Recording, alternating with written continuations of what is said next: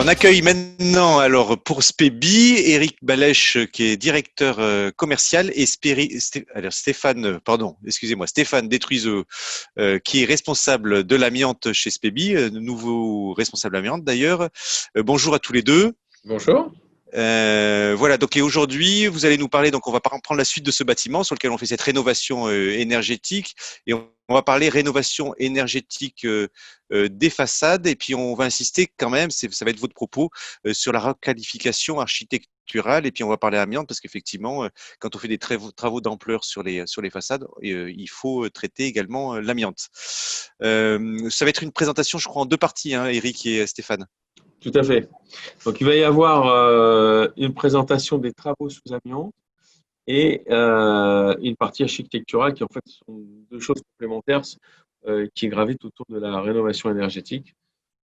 On va rentrer dans les détails. C'est assez imagé pour rendre les choses plus dynamiques. Ouais. Alors peut-être, Éric, je crois que c'est toi qui as la présentation. Tu peux peut-être Ouais, partager la présentation. voilà, vous l'avez là. Merci Xavier. Alors, deux sujets, hein, donc le traitement de l'amiante, la revalorisation architecturale par l'isolation thermique. Donc juste avant toute chose, je tenais à nous présenter. Donc SPEBI, donc, est une société du bâtiment spécialisée en ravalement et isolation thermique et qui a euh, différentes vertus supplémentaires, dont celle du traitement de l'amiante qui nous donne une certaine légitimité à en parler. C'est une société qui réalise 36 millions d'euros de chiffre d'affaires exclusivement sur Paris, région parisienne. Donc, nous sommes dans différents domaines d'application, les monuments historiques, la brique, les ravalements classiques, impairs et décoratifs, et puis bien entendu la rénovation énergétique qui implique également une activité bardage. Parmi les spécificités de l'entreprise, il se trouve que nous avons un pôle échafaudage, donc nous disposons de notre propre échafaudage et notre propre échafaudeur. Le désamiantage, bien entendu, et Stéphane Détruiseau prendra la parole tout à l'heure à ce sujet. Une filiale métallerie-ferronnerie, indispensable pour le travail qui a effectué au niveau des garde-corps, et un service financier d'aide à la rénovation énergétique. Nous avons quelques partenaires pour venir appuyer les dossiers. Hein. Voilà. SPEBI, c'est historiquement une entreprise qui dispose de la triple certification, qualité, sécurité, environnement, et les qualifications. Alors, qualifications qui sont indispensables pour répondre au marché public, c'est 50% de notre activité, mais qui souvent sont indispensables aussi en copropriété pour faire jouer les assurances de la copropriété en cas de sinistre. Jamais, il est recommandé de travailler avec une entreprise qui a des qualifications. C'est plus simple. Stéphane, je te laisse la parole pour la partie amiante, ton sujet, puisque tu es le patron de ce service. Ok. Bonjour à tous. Je suis donc Stéphane Détruiseau, responsable technique amiante de la société SPEBI. C'est une démarche volontaire de l'entreprise de SPEBI de se mettre dans l'activité de désamiantage, parce que depuis les renforcements des recherches d'amiante, on en trouve quasiment systématiquement dans tous les dossiers. Et devant la difficulté de faire intervenir des entreprises sous-traitantes qui n'ont pas forcément la spécificité ou la disponibilité pour intervenir sur des travaux de ravalement, la société SPEBI a décidé de créer son propre service désamiantage pour intervenir donc, sur toutes les opérations concernées par la présence d'amiante. Alors, on est capable d'intervenir sur tout type d'intervention amiante, en sous-section 3 ou sous-section 4, je reviendrai rapidement tout à l'heure. Et il y a bien sûr des implications pénales quand on parle d'amiante, mais il ne faut pas avoir forcément ça en tête. Ça doit faire peur et ça doit permettre de prendre les bonnes entreprises. Mais pour en arriver à des sanctions, il faut vraiment avoir fait des manquements importants. On est capable maintenant de traiter tous les dossiers en présence d'amiante sans qu'il y ait forcément de soucis de quelque sorte que ce soit, et notamment des sanctions pénales. Ça n'arrive quasiment jamais. Si tu veux bien passer à la diapositive suivante, s'il te plaît. Alors, les travaux de rénovation énergétique ou d'embellissement interviennent forcément sur des bâtiments anciens, et tous les bâtiments dont le permis de construire a été délivré avant l'année 1997 sont concernés par la présence potentielle d'amiante. C'est pour ça qu'il est indispensable de fournir aux entreprises, dès les études des dossiers, les documents techniques amiante, que ce soit le dossier technique amiante, mais plus important et plus précisément le diagnostic avant travaux. Ce sont deux documents différents. Ce sont deux documents qui n'ont pas le même périmètre d'investigation. Il est vraiment important pour les entreprises, pour chiffrer les travaux, de disposer du diagnostic avant travaux. C'est le document qui permettra d'adapter notre intervention à la spécificité du chantier. Je peux passer à la suivante. Voilà, donc la responsabilité principale du donneur d'ordre, c'est de nous fournir les documents qui vont permettre de réaliser notre analyse des risques. À compter de ce moment-là, on prend tout en charge, on prend en charge toutes les démarches de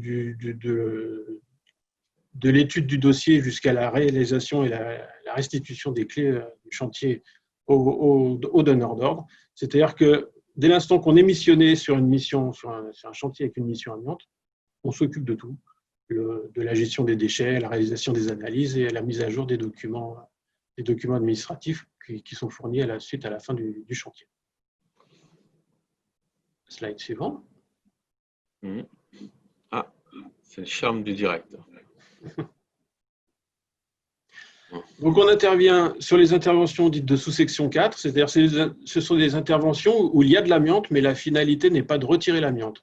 C'est-à-dire qu'on gère le chantier en conservant ces matériaux amiantés, mais en travaillant selon des méthodes spécifiques qui permettent de limiter au minimum les émissions de fibres potentielles pendant les travaux.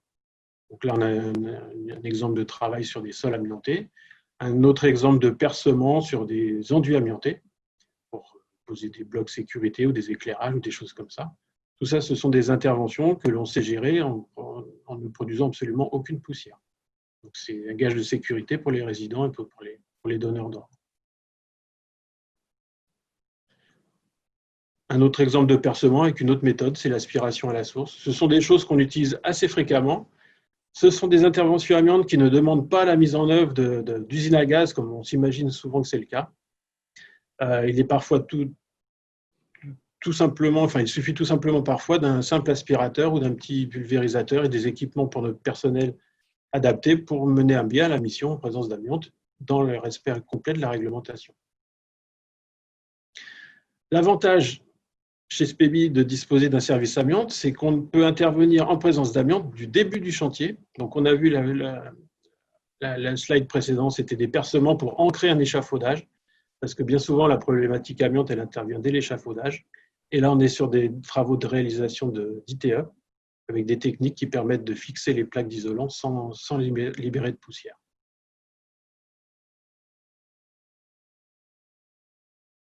Un autre exemple de travail en présence d'amiante, là sur des enduits de façade abîmés qu'on est en train de purger en toute sécurité.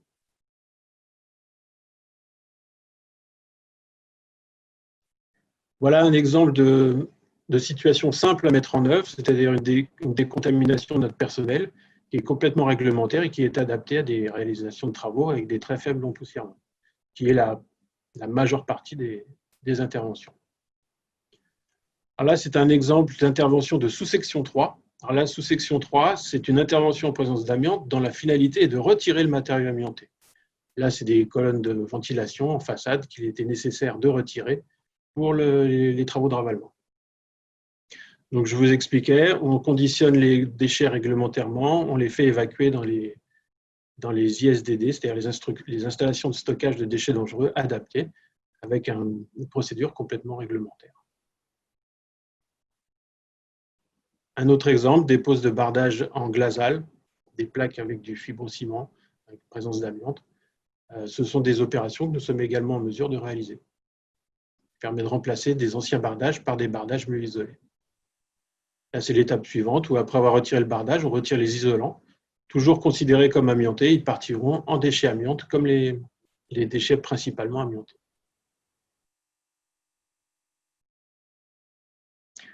Quand les empoussièrements sont plus importants ou attendus plus importants, on utilise des caravanes de décontamination. Donc SPEBI dispose de plusieurs caravanes de décontamination, ce qui permet d'être autonome sur tous nos chantiers. On a notre propre matériel qui permet de travailler en toute liberté sur nos chantiers, sans contrainte de fournisseurs ou de loueurs de matériel. Ok. Je reprends la main. Ouais, tu reprends la main. Je serai Bon. disponible s'il y a des questions après. À moins qu'on ait des questions de la part de Xavier qui arrive. Je vous propose à tous les deux d'aller jusqu'au bout de la présentation et puis on fera les questions à la fin, hein, D'accord. si ça vous va. Alors, bien entendu, pour se prémunir, Stéphane me contradire pas sur ce point, c'est le meilleur moyen de traiter l'amiante par une façade, c'est l'isolation thermique. Là, du coup, on fait une pierre deux coups, puisqu'on isole et on traite l'amiante. Aujourd'hui, il faut savoir que l'ITE permet également de revaloriser l'édifice, puisque les immeubles qu'on retravaille, qu'on rénove, sont des immeubles des années 60, 70, souvent qui auraient besoin d'une petite touche complémentaire. Aujourd'hui, il faut savoir que les fournisseurs ont énormément évolué, les industriels, dans ce sens-là, et ça va nous aider justement à proposer des choses aux ABF. Je vous donne un exemple tout tracé qui est un chantier que nous avons réalisé à Charenton, de la brique. Donc la brique est quand même relativement, qui donne un certain cachet à l'immeuble. Donc la partie avant n'a pas été isolée parce qu'on ne pouvait pas toucher la brique, et la partie arrière a été isolée. Mais il faut reconnaître, lorsqu'on voit avant et après, l'immeuble perd tout son cachet.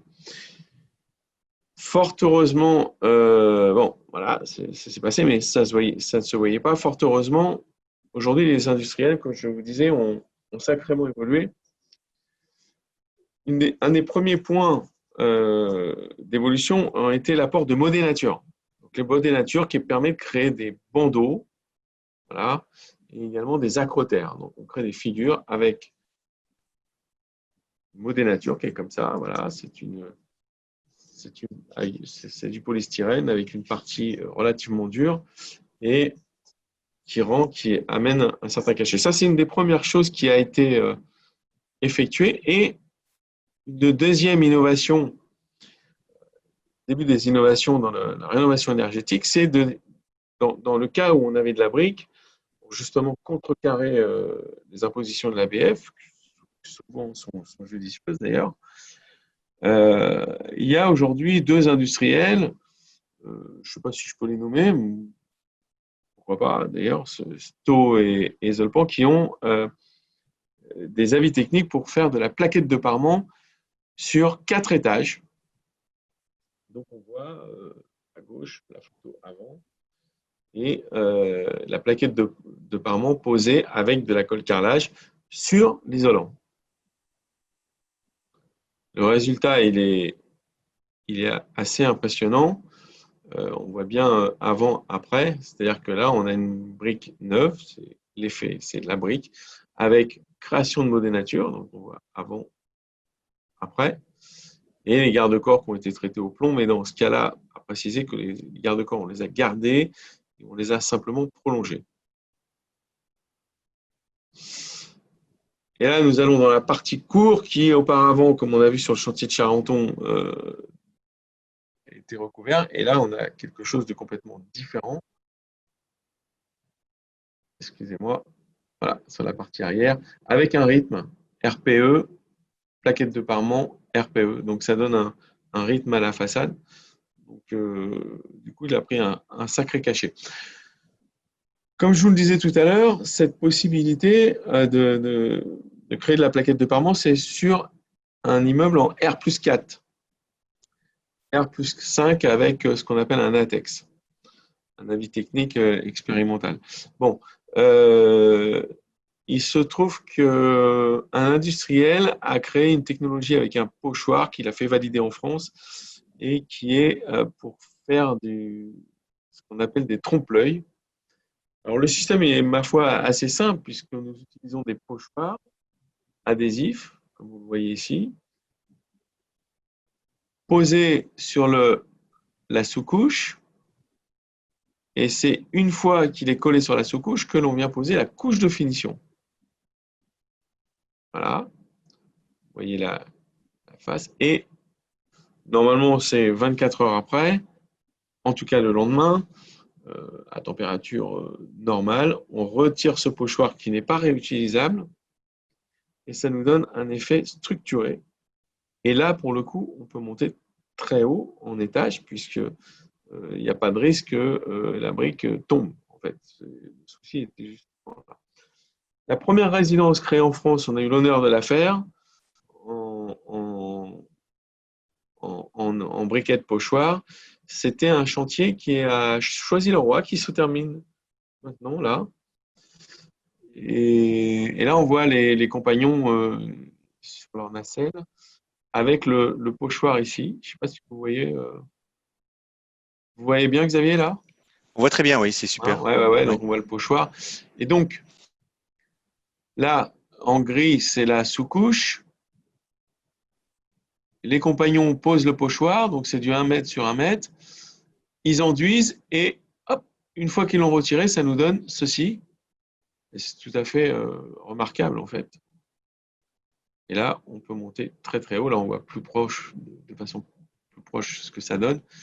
Et c'est vrai qu'esthétiquement, il faut vraiment s'approcher de très très très très près pour voir que c'est pas de la vraie brique. Vous voyez, même là, on est à 4 mètres, on a l'impression que c'est de la vraie brique.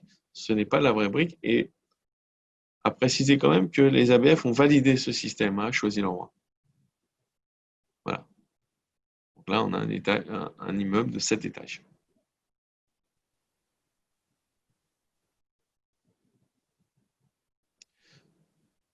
Un autre exemple qui est en cours actuellement, un pignon à hier.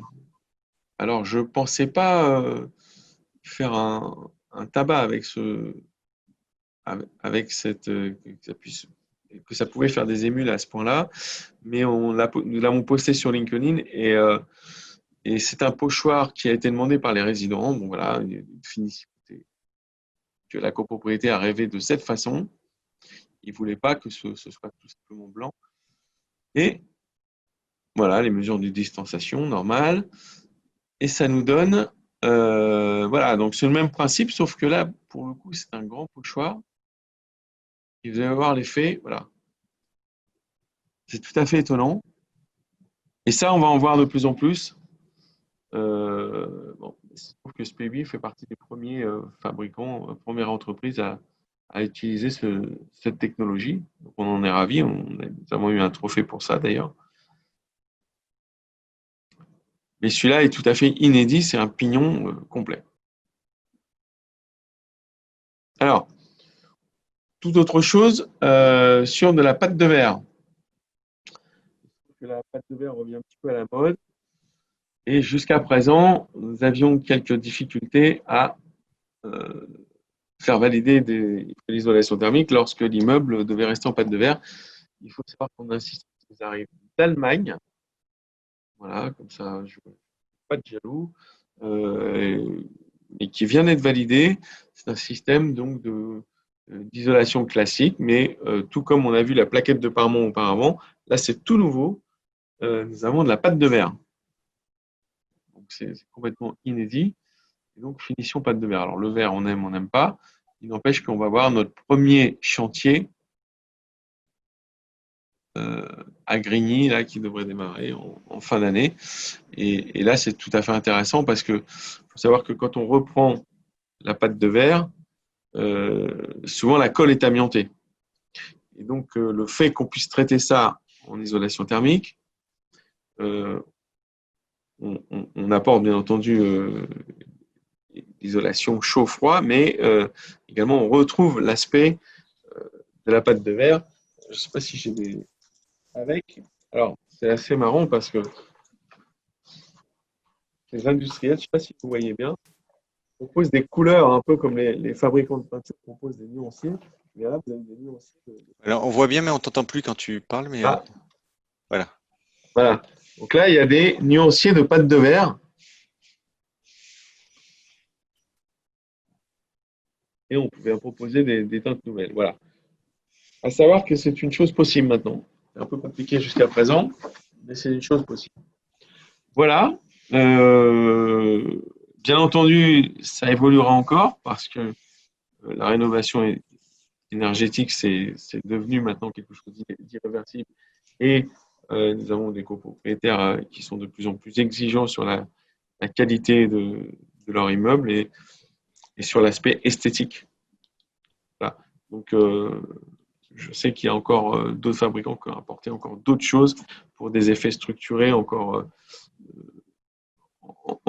plus épais, voilà, avec un effet un peu modé nature, mais avec des figures, des effets, de petites statues, des dessins structurés. Donc là, on a des choses qui arrivent qui vont être tout à fait sympathiques, quoi. Voilà, Xavier. Voilà, merci Eric et Stéphane. Je vais arrêter ton Ouais. partage, voilà, Eric, pour poser maintenant les questions du public qui sont nombreuses. Alors, peut-être moi j'avais une première question là pour Stéphane. Quel est le surcoût de l'amiante? Alors, c'est une question avec une fourchette qui sera plutôt large. Tout dépend des travaux qui sont envisagés. Et le coût est lié à l'empoussièrement que produira les travaux. On peut rester dans des choses assez simples, tous les travaux de purge, les travaux préparatoires, les travaux qui laissent l'amiante en place, euh, même dans des situations parfois un peu dégradées. On sait faire ça avec des coûts qui sont limités. Maintenant, dès qu'il est question de faire des retraits massifs ou généralisés de matériaux amiantés, là, les coûts peuvent s'envoler de façon assez importante, mais de toute façon, c'est à étudier à chaque cas. Mais il existe des solutions simples à mettre en œuvre qui n'entraînent pas forcément un gros surcoût sur le chantier en raison de la présence d'amiante. Oui, alors quand on n'enlève pas l'amiante, mais si on doit dire, par exemple, un chantier sans amiante et un chantier avec amiante, c'est juste pour comprendre les enjeux pour le public, c'est quoi? C'est 5%, c'est 15%, 20%, il peut y avoir 30% ou… Franchement, c'est très, très variable. Je vais dire, Ouais, je vais donner un ordre de grandeur, ça peut aller d'une intervention à 3 000 euros et jusqu'à une intervention à 300 000 euros. ouais, c'est ça. Il n'y a pas de règle écrite. On peut être embêté avec la présence d'amiante simplement d'un conduit en fibrociment sur une façade. Là, forcément, les coûts ne seront pas très élevés parce qu'il s'agit peut-être simplement de repeindre le conduit en fibrociment. Là, ça fait partie des choses qui sont très, très simples à gérer. Jusqu'à des retraits partiels parce que ce sont des parties très, très dégradées où les avis techniques nécessitent d'avoir un support très simple pour reposer des produits. Et là, on peut aller, ça peut entraîner des surcoûts assez importants. Mais il n'y a pas de règle. Il existe des solutions qui sont simples à mettre en œuvre et Ouais. beaucoup moins coûteuses que ce qu'on peut s'imaginer. Mais ce qu'on peut conseiller aux auditeurs, c'est finalement d'avoir un dossier technique amiante qui soit bien fait en amont, parce que finalement, c'est Voilà. ça qui permet d'intégrer ces coûts dans les devis, dans le projet, parce que rien de pire, j'imagine, du coup, de découvrir de l'amiante en cours de chantier. C'est la pierre angulaire de mon activité, c'est le rapport amiante avant travaux qui, idéalement, nous est fourni lors de l'étude du dossier. Ça permet vraiment d'appréhender la présence d'amiante et de la gérer de la meilleure façon qui soit dès l'étude du dossier. Oui, C'est vrai que puis quand vous ça faites les arrive un petit financements peu, aussi. Pardon, oui, Stéphane. quand ça arrive en mauvaise surprise, comme une mauvaise surprise, on est souvent obligé d'aller vite, de trouver la solution la plus rapide et qui n'est pas forcément la moins coûteuse. Ouais.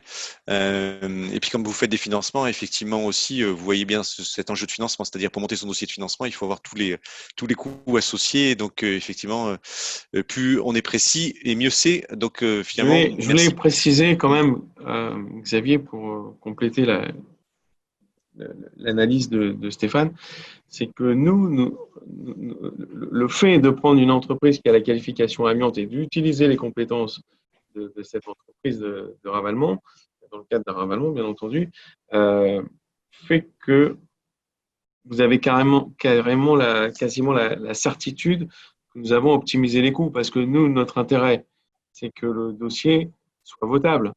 Donc, pour qu'il soit votable, il faut que Stéphane, et il le fait tous les jours, réfléchisse à à une méthodologie intelligente, astucieuse pour que le copropriétaire soit le moins impacté possible.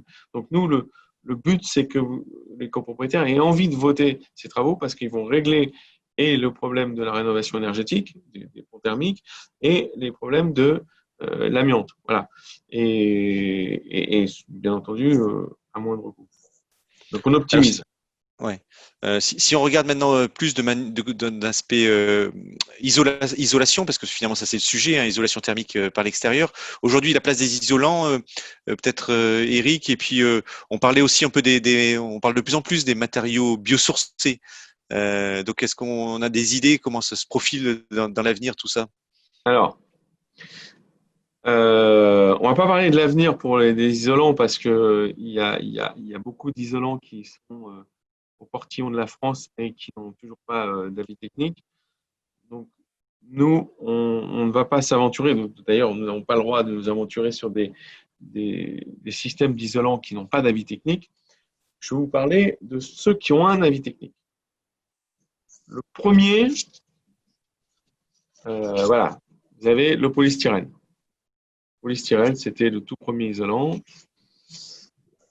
Alors, il y en a un autre dans la famille des polystyrènes qui s'appelle le graphité, qui permet d'avoir une résistance thermique identique à celle du polystyrène, mais avec une épaisseur moindre. Ça, c'est l'isolant le moins cher. Le problème de cet isolant est qu'il est inflammable, ou tout au moins il dégage des fumées toxiques en cas d'incendie. Dans ce cas, il faut créer ce qu'on appelle une barrière, une bande de recoupement qui fait 22 cm tous les étages pour éviter les propagations de fumée d'un étage à un autre. Donc ça, on doit le faire que l'on soit en polystyrène ou que l'on soit en polystyrène graphité. Voilà. Ça, c'est très important. En laine de roche, pardon, en laine de roche. Ensuite, vous avez la laine de roche. Donc la laine de roche, qui a pas mal de vertus, il est plus cher que le polystyrène. Nous, on aime tout le monde, hein, mais il faut juste le savoir. C'est plus cher. Pouvoir acoustique formidable.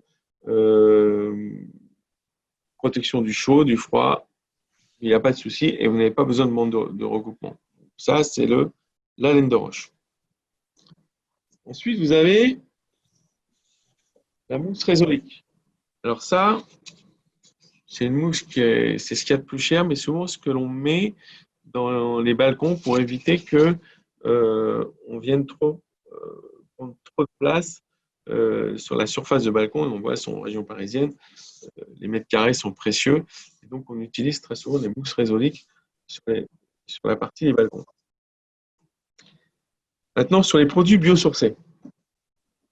Il y a deux produits qui ont des avis techniques. Vous avez la laine de bois et vous avez le liège. Il n'y en a pas 50.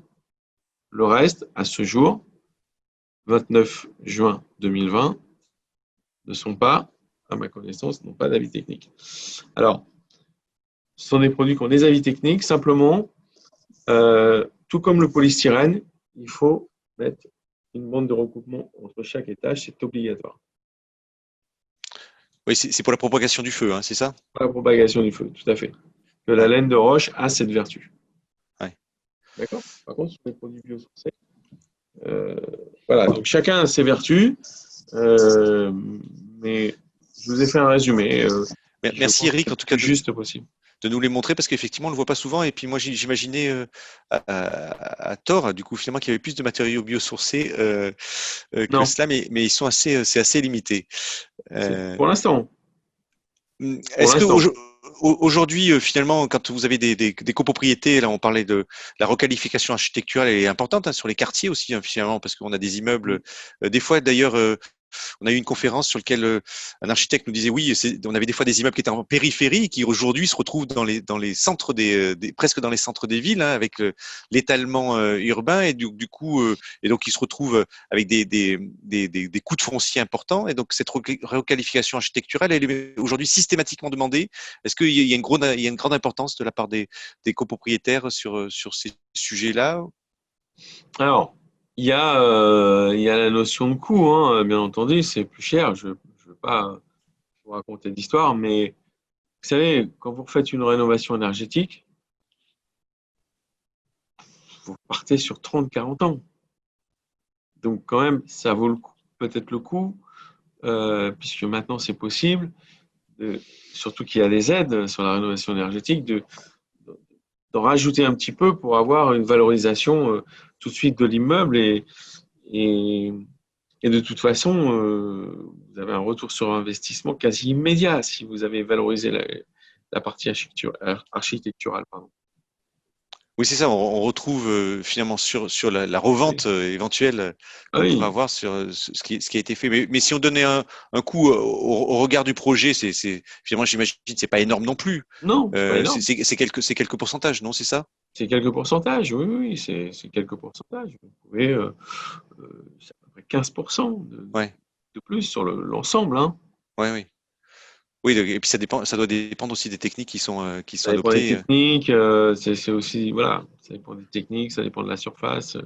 Voilà. Alors, En fait, ce qui est réellement plus cher, et on ne l'a pas abordé, mais ça a évolué, c'est les bardages.